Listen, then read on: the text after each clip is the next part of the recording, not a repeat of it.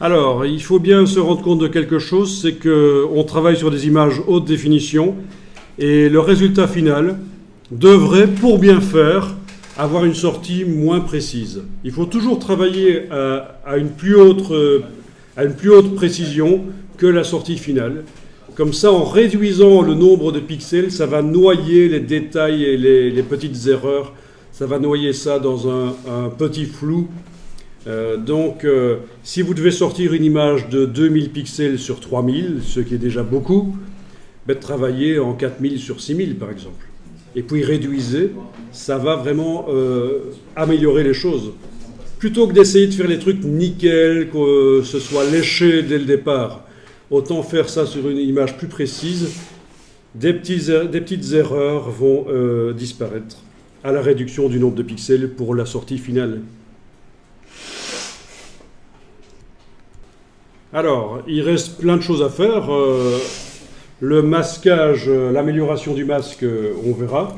Je vous ai dit que ce qu'on vient de faire ici, ben oui, ça marche, mais il y a encore mieux. Mais ça demande un peu plus de boulot. On va faire une ombre projetée, réaliste. On va voir qu'on peut, à ce moment-là, faire un objet dynamique avec l'arbre et son ombre et le dupliquer pour faire une forêt. Très facile. On verra aussi qu'il y a un générateur d'arbres dans Photoshop. Et oui, il y a un générateur d'arbres, comme en 3D depuis longtemps. En 3D, on sait faire des arbres avec des générateurs d'arbres, mais maintenant, c'est dans Photoshop.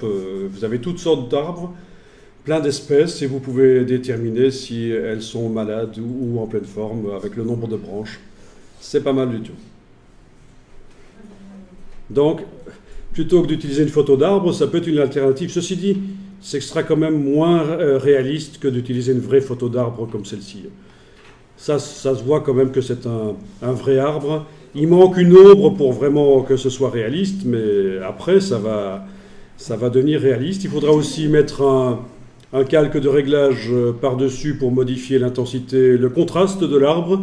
Même chose pour le désert, pour ramener les deux dans le même monde, parce que pour l'instant, le désert manque de contraste et l'arbre en a trop. Bon, bien sûr, c'est pas terminé.